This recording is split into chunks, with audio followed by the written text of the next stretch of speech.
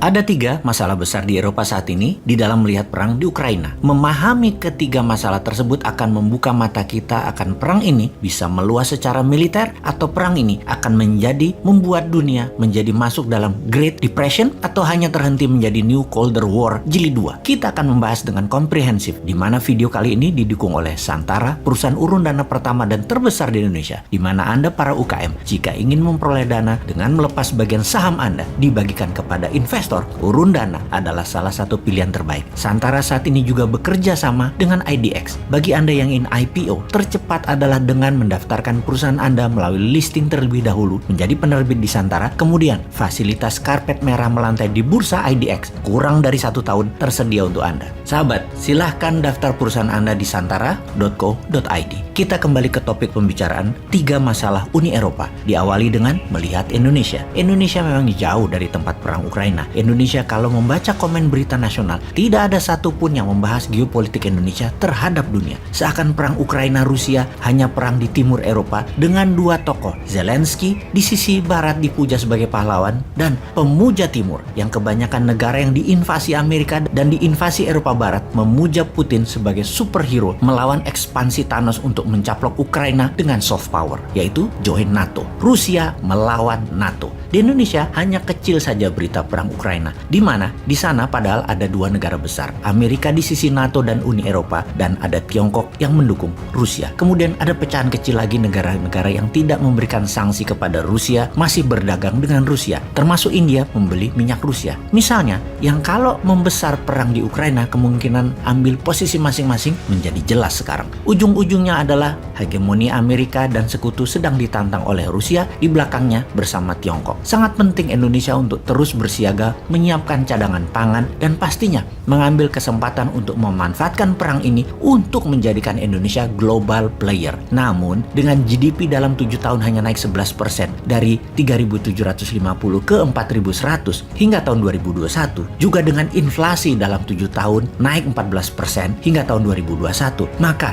tidak mungkin Indonesia menjadi global power walau ditambah 10 tahun lagi cara bernegaranya. Buktinya 7 tahun ini growth-nya -3. Perlu tindakan dan pikiran baru. Bener deh, ini semua harus kita sadari apa yang harus negara lakukan ke depannya segera. Sayangnya berita nasional isinya hanya politik, lalu masalah kehidupan artis dan gaya hidup glamor, pamer harta. Politik dari ingin nambah jabatan 3 tahun, ditambah lagi partai ingin gantian berkuasa bagi mereka yang sudah punya calon pengganti incumbent sekarang. Lalu drama minyak goreng yang sulapan, ada lalu hilang. Harga naik, ada lagi minyak gorengnya. Kita berikan keplok-keplok untuk hal ini, terutama semua partai politik yang pada saat ketiadaan minyak goreng, partai politik bisa bagi-bagi minyak goreng. Itu sulapan mereka. Kemudian masalah kearifan lokal di Mandalika versus teknologi BRIN rekayasa cuaca menghiasi media pamer prestasi. Kemudian label halal yang bagi banyak orang terheran-heran di mana dalam ajaran agama mengatakan semua hal yang ada di dunia adalah halal kecuali yang Allah haramkan. Harusnya lembaga label ini melabel yang haram saja. Malah semua harus ada label halal. Iki opo sih uteke cuan. Wis kita ke Eropa wae. Pertama, kita harus memahami solidaritas Eropa bukan hal yang bisa kita garansi. Banyak retorika politik bukan hanya di Indonesia loh, tapi di Eropa sangat kental dengan narasi politik, lain di hati, lain di bibir, lain di tindakan. Itu ciri politik. Namun, yang penting adalah bagaimana Anda walk the talk, mengerjakan apa yang Anda katakan. Untuk hal ini, Eropa terbagi-bagi. Negara Eropa Barat seperti Perancis, Italia, Belanda, dan Jerman misalnya, mereka negara kaya, negara berpengaruh, dan mereka mengendalikan kekuatan Uni Eropa di pusat kekuatan Uni Eropa di Brussel, Belgia. Di sisi lain, negara Eropa Timur seperti Polandia, negara-negara Baltik, secara ekonomi mereka masuk negara menengah dan mereka anggota baru di Uni Eropa. Peran mereka lebih ke peran pasar produk barat dan pendukung di Uni Eropa di Brussel. Dan apa peran mereka di konflik Ukraina? Pihak Eropa Barat hanya modalnya narasi politik biar dilihat publik dan dunia mereka mendukung Ukraina atas nama kemanusiaan. Namun, sampai sebulan invasi Rusia ke Ukraina, Eropa Barat masih membeli minyak Rusia dan membeli gas Rusia dan masih bicara dengan Putin layaknya teman ketika mereka menelpon Putin. Sementara di sisi negara Eropa Timur, di dalam konflik Ukraina mereka sangat aktif. Polandia hingga saat ini menerima lebih dari 2 juta pengungsi. Slovakia memberikan roket misil misalnya. Jadi hanya Eropa Timur yang walking the talk. Dalam keanggotaan Uni Eropa, negara-negara Eropa Timur mendukung Ukraina masuk Uni Eropa. Negara Barat masih mempertimbangkan setengah hati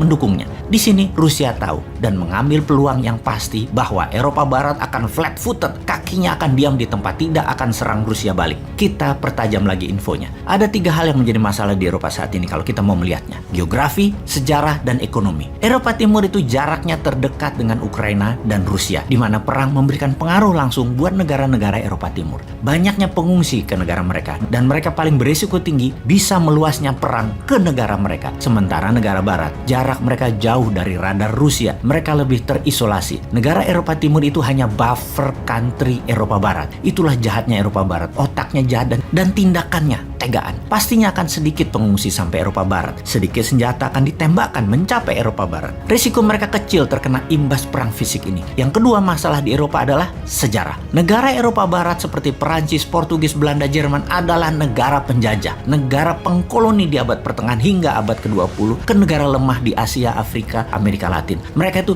biasanya menginvasi, bukan negara yang diinvasi. Negara Eropa Timur punya sejarah berbeda. Mereka diserang oleh Nazi. Sebagian dari mereka adalah bagian dari Uni Soviet yang bisa dikatakan dikendalikan dan dijajahlah dalam bentuk lain oleh Uni Soviet. Jadi secara hati, negara dan warga Eropa Timur lebih memahami apa yang terjadi pada warga Ukraina saat ini. Karena itu mereka memberikan tangan membantu, memberikan rumah dan tanah mereka ke warga Ukraina. Alasan ketiga adalah masalah ekonomi. Dapat dipastikan Eropa Barat mengutamakan keuntungan uang daripada prinsipal atas nama kemanusiaan negara lain. Negara mereka aja dulu. Eropa Barat masih membeli gas Rusia, masih mengambil produk Rusia dan masih menarget pasar Rusia. Macron Perancis misalnya atau Olaf Scholz-nya Jerman. Eropa Barat aslinya tetap ingin mereka bisa membuli negara Eropa Timur gandengan tangan dengan Rusia dan Tiongkok atas nama keuntungan ekonomi negara mereka. Eropa Barat saat ini tidak dalam ancaman militer langsung Rusia. Rusia hanya ingin Ukraina. Karena itu Eropa Barat tetap ingin kueh masa depan bersama Rusia dan Tiongkok juga atas pasar Eropa Timur tersebut. Sementara Eropa Timur seperti Lituania berani menentang Tiongkok baru-baru ini yang menganggap Tiongkok main 2 kaki di konflik Ukraina dan Dracula ekonomi di mana semua negara Baltik mendukung pernyataan Lituania tersebut. Lalu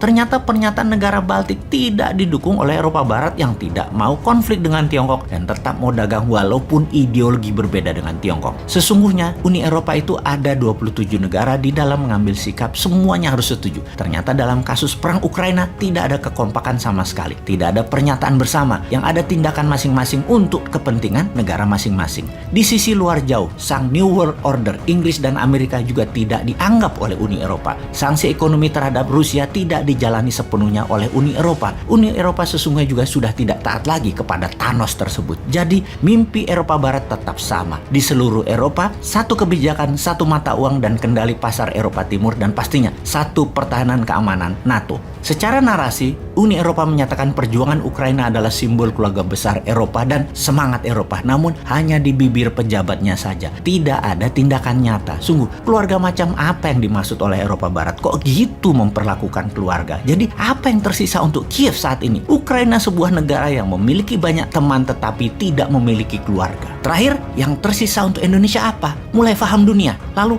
apa yang Indonesia harus lakukan dan ambil posisi sekarang? Bagaimana?